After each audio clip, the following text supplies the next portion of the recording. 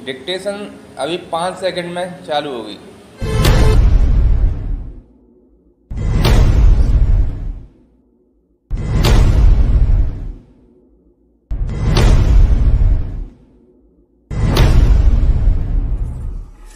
OP Shukla, भाग 8, अभ्यास संख्या 80। सभापति महोदय, एक बार फिर हमने राष्ट्र के सम्मुख प्रस्तुत बड़े प्रश्नों के बारे में एक लंबा विचार विमर्श किया है। माननीय सदस्यों ने अनेक उपयोगी सुझाव दिए हैं और काफ़ी आलोचनाएं भी हुई हैं। आलोचनाओं से हमें क्षोभ नहीं होता। वास्तव में कोई भी व्यक्ति या सरकार जो कोई उपलब्ध करना चाहती है, आलोचना से क्षुब्ध नहीं होती, क्योंकि यह अपनी कमी या त्रुटियों की जानकारी पाने का एक तरीका होता है। और हमने कभी नहीं कहा है कि हमसे कोई त्रुटि नहीं हो सकती। जिस किसी देश को भी प्राय एक युग से दूसरे युग में ले जाने की महान चुनौती का सामना करना होता है, उसे अनेक नई राहें खोजनी ही होती हैं और इस क्रम में उसे यहाँ से या अन्य जगहों से अधिक सहायता नहीं मिल सकती। इसलिए इस समय कुछ हद तक प्रयोगात्मक तरीके अपनाने ही होंगे और कुछ जोखिम उठाने ही होंगे और कुछ भूलें ऐसी होती हैं जिनसे बचा जा सकता है। लेकिन इन कमियों और भूलों के बावजूद हमारा देश दृढ़ता से आगे बढ़ रहा है।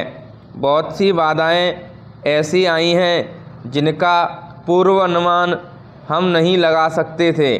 जैसे हम पर हमला हुआ, फिर भी कभी धीमे और कभी तेज गति से हम प्रत्येक दिशा में लगातार प्रगति करते रहे हैं।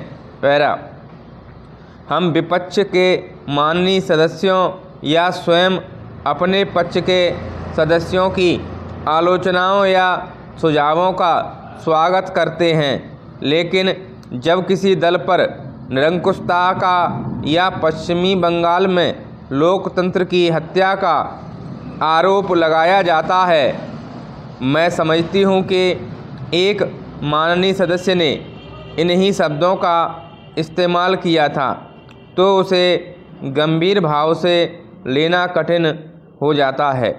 जिस पार्टी ने यह आरोप लगाया है वह विनोद वृत्ति के लिए मशहूर नहीं है। मुझे यह कहने की अनुमति दें, इसलिए अगर वह पार्टी ऐसा आरोप लगाती है तो इससे उसकी मानसिकता का अथवा शायद किसी गहरी योजना का ही संकेत मिलता है।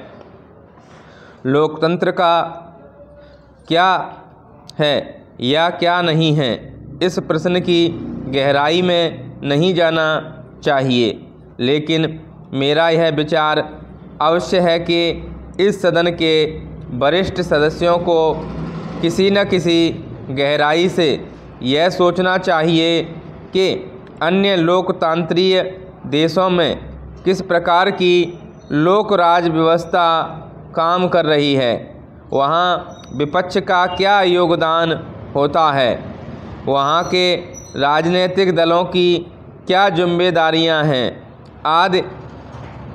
अगर आप लोकतंत्र के बारे में बिना सोचे समझे ढंग से कुछ कहने के वर्तमान फैशन की जगह इस प्रश्न पर गंभीरता से सोचें तो उपयुक्त कई सवाल आपके मन में घुटेंगे।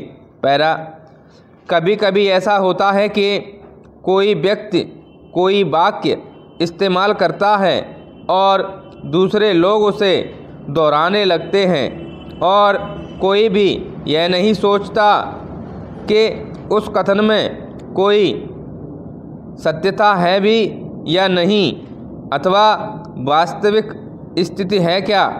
जिस माननीय सदस्य ने इस सदन में उक्त आरोप लगाया वह विशेष रूप से पश्चिम बंगाल की बात कर रहे थे। स्टॉप।